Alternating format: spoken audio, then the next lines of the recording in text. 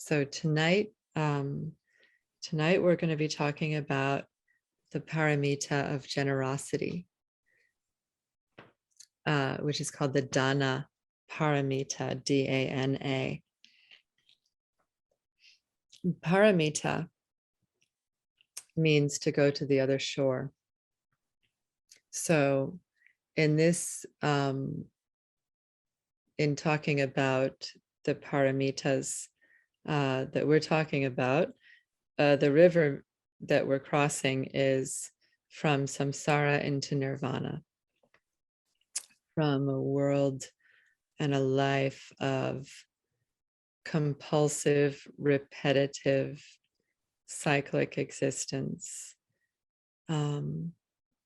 to freedom from mental afflictions and suffering.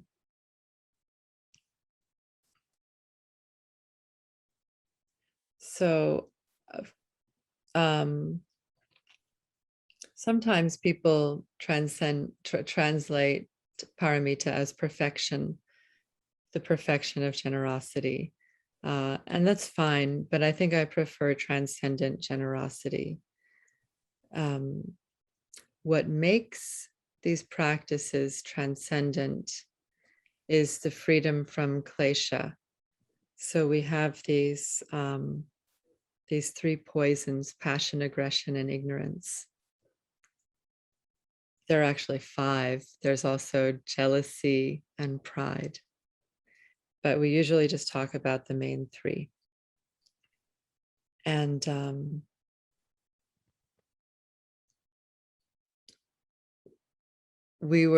I think we were talking about idiot compassion a couple of weeks ago. And that would be an example of generosity that is klesha driven, that has the presence of desire or aversion or ignorance in it. I think we'll go into that a little bit more later. So the 6 paramitas are generosity, discipline, patience,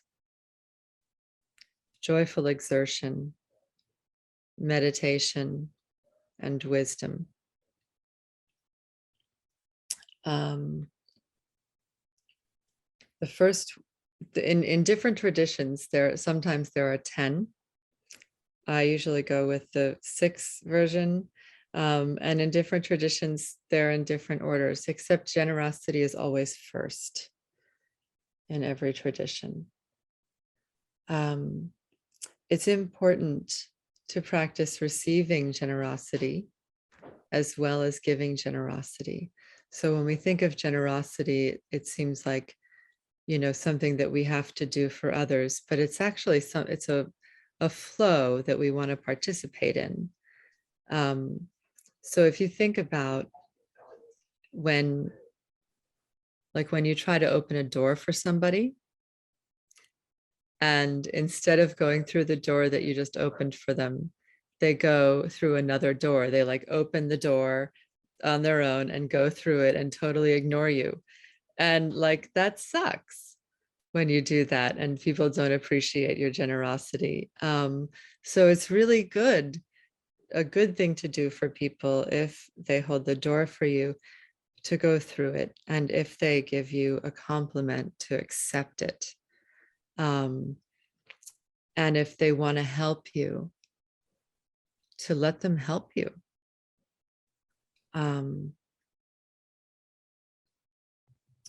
Yeah, it's a really good deed to be willing to receive generosity.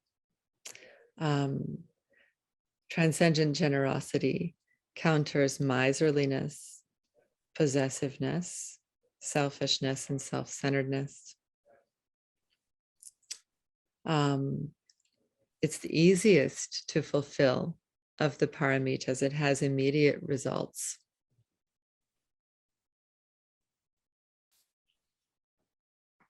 So back to what makes it transcendent. It's our motivation.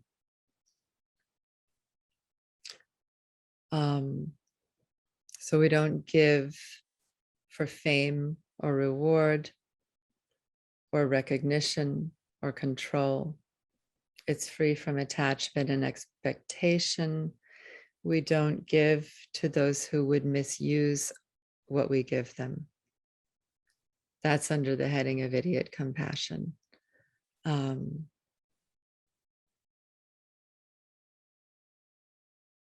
Yeah.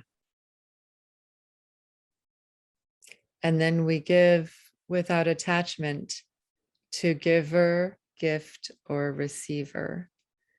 The way I learned this, it was called the three spheres of activity. And the three spheres of activity are empty of giver, gift, and receiver, or actor, action, and recipient of action. And this is to help us avoid self-clinging and clinging to this other person as the recipient of our generosity, which kind of takes away their dignity and their path, their own path. And it diminishes the aliveness of the gift when we solidify it in our mind, like what it means, what it is, how much it's worth, that it came from us.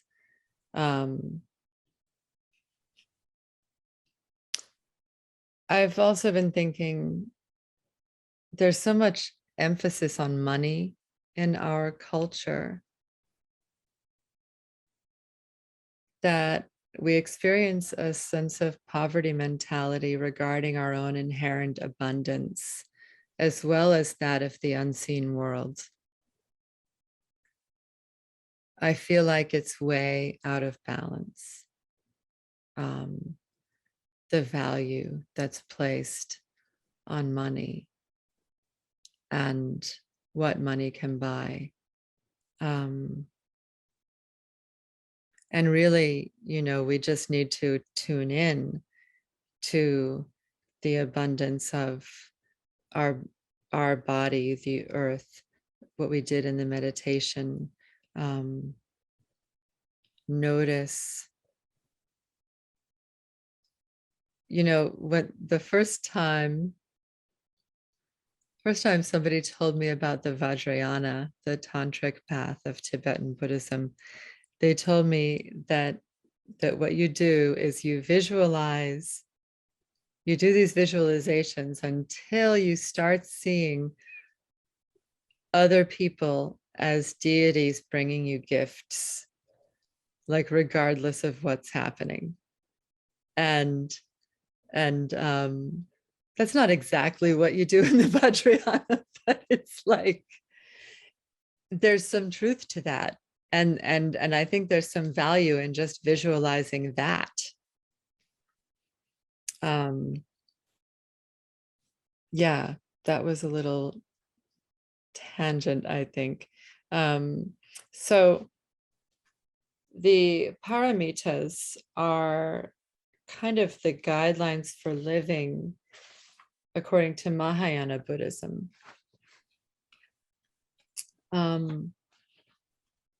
There are three, Tibetan Buddhism is categorized in three paths, three main paths: the Hinayana, the Mahayana, and the Vajrayana, which I just mentioned.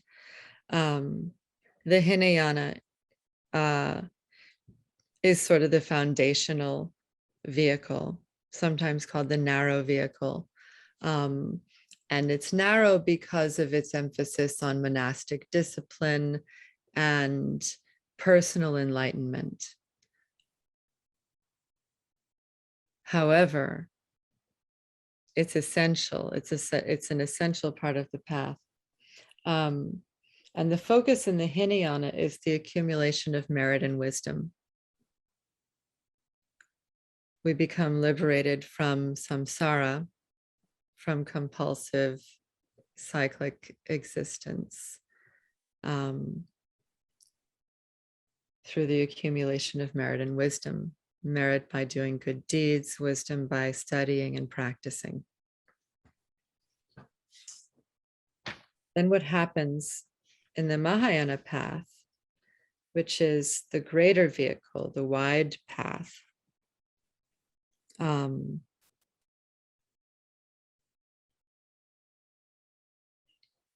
is that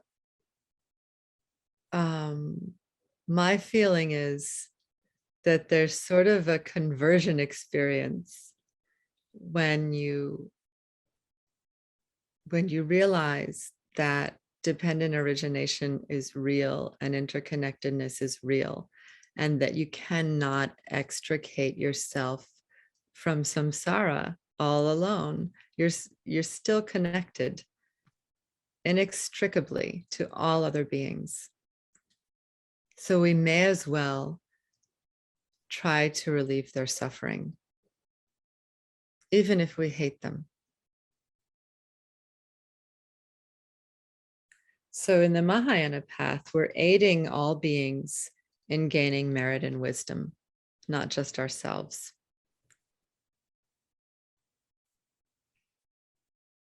And we also dedicate the merit of all our beneficial activities to the benefit of all sentient beings. That's something we do in the Mahayana. So it doesn't mean you don't get merit and wisdom yourself, but you expand it to include others. There are 3 ways of practicing generosity. Tibetan Buddhism is full of lists, in case you hadn't noticed this. And I find them very helpful. It was an oral tradition for a long time, and I think this helped people memorize things. So the first way, which is associated with the body of practicing generosity, is by offering physical protection, food, clothing, money, things like that, things people need to live. The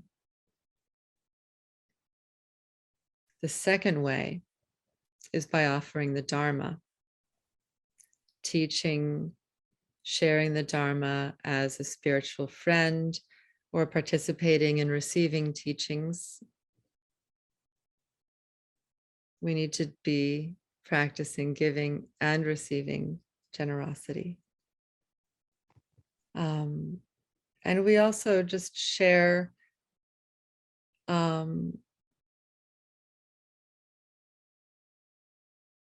our honesty, following the guidelines for mindful speech. Is it true? Is it kind? Is it gentle? And is it timely? So this is associated with the realm of speech, sharing the Dharma. And then the third one is the gift of fearlessness, which is called Abhaya, Abhaya, Abhaya, fearlessness.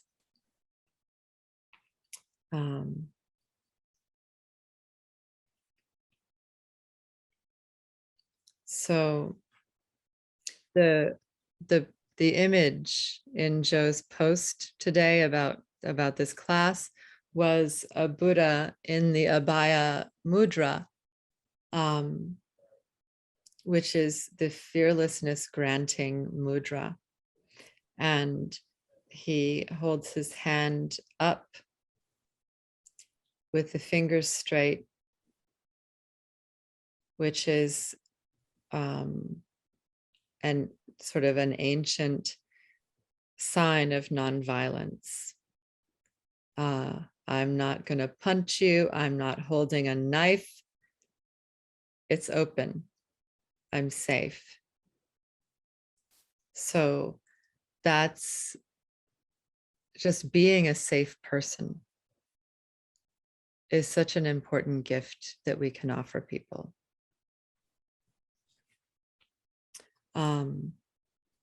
Practicing fearlessness ourselves is something we can offer to people. My boyfriend Justin is having a hard time today and I've been worried about him, and I've tried, I put hands on him, I guided him in some breathing, um, I asked him to talk, I confirmed that it was good that he talked. Like, I did a lot of relational stuff to try to help him, but I didn't want to like overload him or be trying to control the situation. So I also practiced in front of him, like while we were at the beach, I just meditated. I lied down, I did some body work, I did some breathing, and then I sat, and I just sat still, um, and offered that.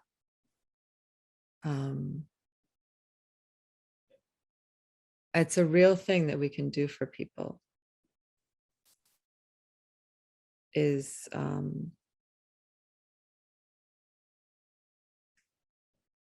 just, getting through an hour of pain or suffering or anxiety, and getting through it, to the other side.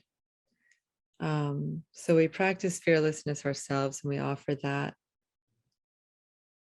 We don't hide or protect secrets. We bear witness. We open our minds to more possibilities. That's a generous thing to do.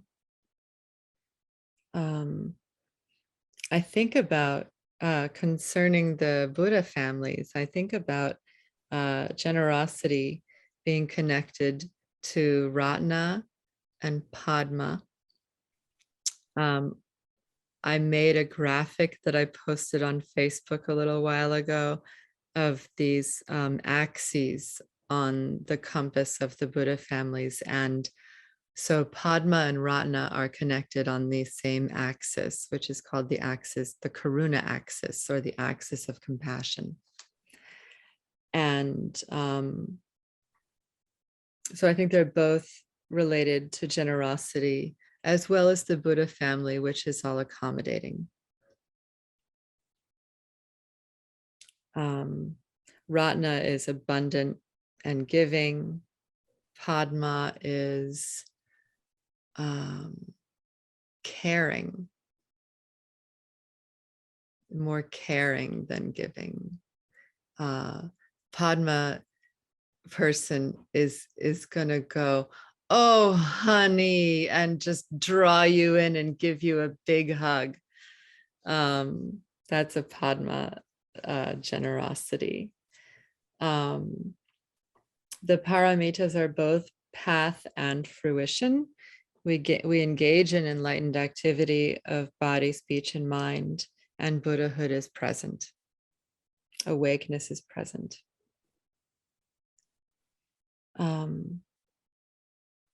Sharon Salzberg, there's something that she said: there's always trauma in the room. There's always trauma in the room.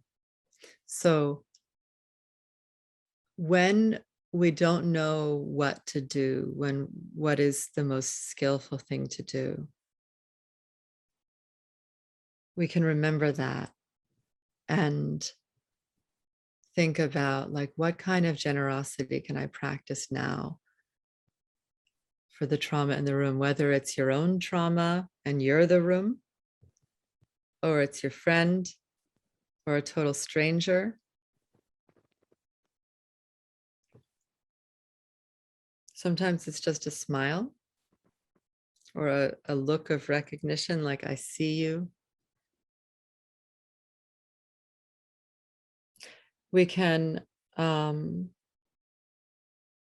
we don't know what to offer, we can offer our mistakes, our delusions, and our insults, our diseases. We can serve as a bad example, a cautionary tale. We can offer that. We can offer it to the lineage, the unseen world, and the earth. The earth consumes our dense energy as food, and we should offer it to her without shame. All we can really offer is our lives.